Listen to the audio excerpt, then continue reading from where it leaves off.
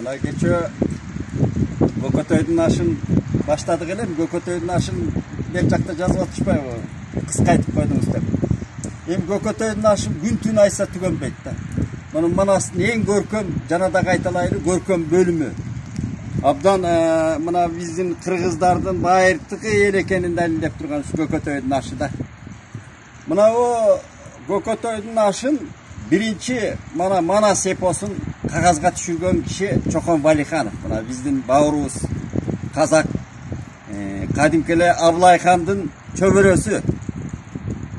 Өзү 30 жашында жайраган. Санкт-Петербургка ак падышага кызмат кылган киши, императорго кызмат кылган киши. Чоң саясатка аралашкан, ошол жашып туруп, өзү орусча окуган Омбуда, Омск деген казактар. Чоң атасы Чыңгыш султан болгон. Ошол Чокон Валиханов орустун эмеси менен жанагы экспедициясы менен саякатчылар деп, саякатчылар дедик да, Пржевальскийди, Тяншанскийди, Семенов Тяншанскийди. Ошонун баары эле саякатчы, бирок орустун жерин кеңейткен жанагы экспансия дейсиңби, кандай орус империясы учагына алып атат да. Улам мына казактарды биринчи багынткан, баш ийдирген мындай айтканда. Андан кийин кыргыздарга келген, ошентип анан Кашкарга чейин. Ушунун баарында Чокон Валиханов жол баштап, тилмеш болуп, ошол орустарга, орус бийлигине келип, анан биздин мына Боронбай бийге көл башынан келип жолуккандан анан ал бир четинен боорубуз өзүбүздүн. Анан өзү чыгармачыл адам болгон Чокон Валиханов. Жанагы бекеринен мына кара сөздүн классиги, гений десек болот, Федор Достоевский менен тең туш болгон, достук мамилеси болгон ошол кезде. Көрдүңүзбү? Ошол киши келип Боронбайга жолугуп, Боронбай тосуп алып орустар менен. Анан ошондой сүрөттөйт да, көлдү укмуш сүрөттөгөн жери бар. Жанагы ат менен өткөндө, түп суусунан өткөндө балыктар, көлдүн жээгинде балыктардын жайнап чыгып турганын көлдөн көрүнүп, каз өрдөктүн ушунчалык көптүгүн, жердин табигаттын сулуулугун абдан сүрөттөгөн өзүнүн күндөлүктөрүндө мен көп окудум бул кишини. Анан сөздү кыскартып айтканда, ошо Чокон Валиханов биринчи ушу Манаска кызыккан. Манас кагазга түшүргөн киши да, Илимпоз. Ошол жана Gökötöyдүн ашын түшүргөн. Көрдүңүзбү? Кагазга жаздырып алган. А дегенде Ариф мына молдосу болсо керек, же биздин молдолор жазып бергенбе, маны такталбай калган ажери. Ошол араб арибинде кагазга түшүргөн экен. Кийин аны кириллицага котортуп, Санкт-Петербургтан орусчасын бастырган, өзү баш сөзүн жазып, анан көп макалаларды жазган ушу Манаска. Ошол Gökötöyдүн ашын кагазга түшүргөн Чокон Валихановдун мен жаткан жайына чейин бардык. 19-жылы мына Султан Раев, анда президенттин кеңешчиси ошол кезде Жээнбековдун. Ошол Султан Раевдин жетекчилиги менен бир топ киши Талдыкоргон шаарына барганбыз. Алматы областынын борбору Талдыкоргон шаарында. Ошол жерде казак туугандар Манас эпосу жана Улуу даланын маңгилик мурасы деген чоң форум өткөргөн. Ошол Манас түрк тилдүү элдер Манас эпосунун тегерегине Манасты туу кылып, ошол түрк рухий дүйнөсүн бириктирели деген идея мыкты болчу. Анан пандемия башталып кетти, болбой калды. Анан бизди ошол Талдыкоргондун жанагы бери жагына келгенде, Кустанай деп коет, ошол жерде кадимки Тезек төрөнүн айылында каза болгон экен бул киши. Кашкардан качып келатып. Кашкарда агент болгон да Россиянын, Чокон Валиханов. Ошондон анан 30 жашында ошол жерде каза болуп, ошол жерде сөөгү коюлган. Тезек төрө өзү болгон кадимки эле кыргыздын жездеси Тезек төрө, тамашалап айтамчы, угулардын жездеси. Ошо Тезек төрө кадимки. Анан кийин анан Кунаевдин убагында 76-жылы 1976 жылы эстелиги курулган экен, музей салынган. Ошол жайларды көрдүк биз, алып барышты. Ошондо Айтматов бар 76-жылы чоң сайыз боюнча эл барган. Анан ошол жерде Айтматов сүйлөгөн сөзү кадимкидей музейде турат. Музейдин директору абдан көзүнө жаш алып айтып берди мага, Сауле деген фамилиясын унутуп атам. Ушул Айтматов 76-жылы келди эле, ошондон бери мына кыргыз силер келдиңер деп баарулар деп. Мына Чокон Валихановдун мен ушундай идеяны айта кетишим керек. Чохон Валихановдун күнүн белгилөө керек кыргыздар. Мына Манаска байланыштуу. Мына азыркы Манас театры түзүлдү. Бул жерге Чохон Валихановдун да бир бурчун ачуу керек. Музей катары. Бизге эбегейс эмгек кылган киши да. Эми Көкөтөйдүн ашына келсек, кече ат чабыш жөнүндө учкай айтып кеттик. Ат чабыш аттар келгиче ошо 9 күндө биринчи жам батыш болгон. Жам батышта анан жамбын аталбай ал абдан эми баягы гипербола да шыргыйларды улатып дейт айланайын кандай укмуш жерге тиги жамбын илип атышат да. Анан ошол жамбын эч ким аталбай коюп анан Манас кырк чоросу менен ар жакта машыгып жүргөн экен. Эми ал келген меймандар атсын деп. Анан эч ким аталбай койгондо ошол Орозбактын вариантында ошондой айтылат. Анан көп эле вариантта. Анан Манас жана кырк чоросу менен келип бакай баштап. Анан ал келатканда укмуштай жанагы азыркы тил менен айтканда театралдык түрүк көрсөтүп беришкен. Жанагы аскердик оюндардын түрлөрүн көрсөтүп келип анан жамбын атат. Ал 40 чорозу атып анан акыркы танабы калганда анан Манас талп эттирип атып түшүрдү.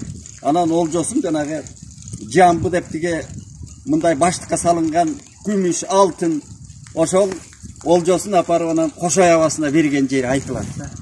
Мына Кошой аба мен тырмак алды байгемди сиз алыңыз деп анан Кошой бата берет. Ошондон кийин анан балбан күрөш. Балбан күрөштө мына учкай айталы кадимки Кошой абабыз бүт жолой чыгып атат адегенде. Калмак Манжу Кытай тараптан жолой дөө чыккан эми анын сүрөттөгөн укмушта. Жолой дөө анан кандаганын кийип мына бел бурчодон өзү жылаң баш айдар чачы дейт айнанайын жолой дөө чыкканда жанагы 60 батман буудай жеп дан жыттанган зор дөөлөй, зор жолой.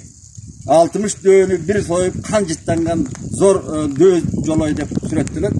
Анан эч ким кыргыздар тараптан эч ким чыкпай качып көкчө баштап казактын көчкөсү. Эртештик чыгам дейт анан ал жер алдына чыкканына аз эле болуптур деп Кошой сынчы да. Ошонун баарын сынап бир дагы жаш жигит Акбай деген жаш жигит чыгадым дейт. Ал Зыяндаш деген сулуу кыз алыптыр. Анан мындай көк жашык болуп калыптыр деп ушундай кызык сүрөттөлүп анан акырында Манаска келет. Манас эми хан болсоң да сен чыкпасаң бул капырга.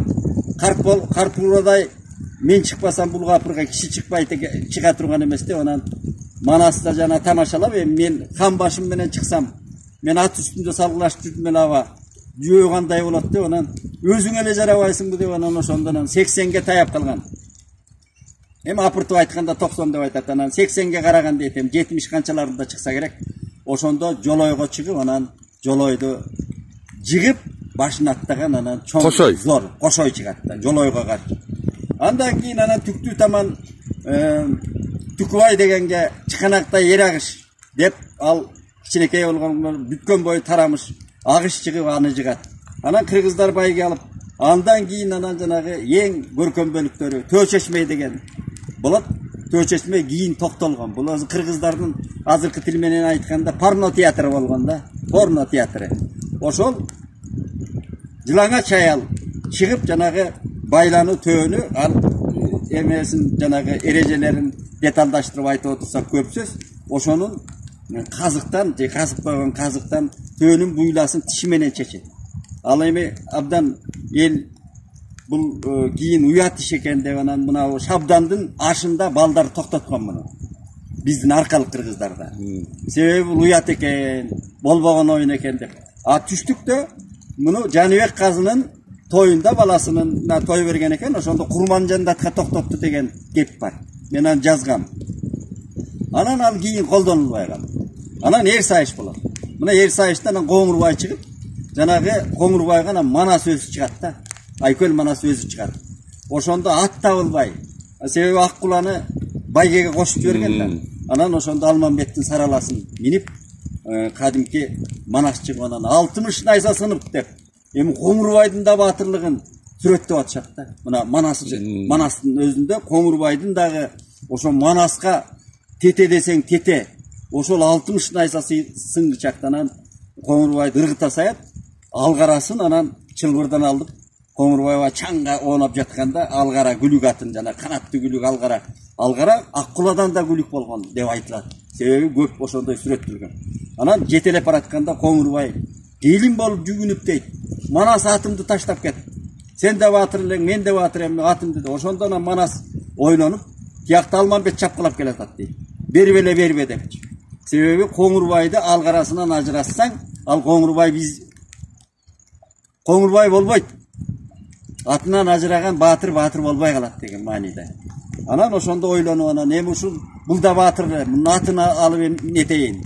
Мунун атынан ажырат Немуродко жетейин деп Манас кайра атын чылбырын ыргыткан жери бар да. Мына ошондон тартып Манас бабабыз Айкөл атка конгон.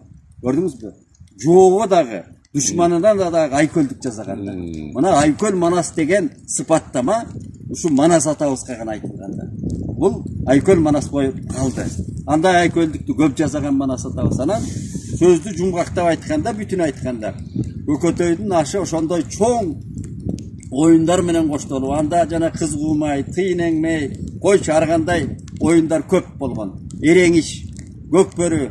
Анан эң акырында анан 9-күнү анан аттар келип, Манас атабыздын ошо ак куласы чыгып келген да. Анан экинчи болуп Жолойдун Ачбууданы, анан Оронгунун Кула бээси, ана мына деп анан ошондой айтылат. Ошо 9 атка байге берилген. Ошондой улуу кыргыздардын жанагы улуттук көчмөн оюндарынын баш аты ошол Көкөтөйдүн ашында турат.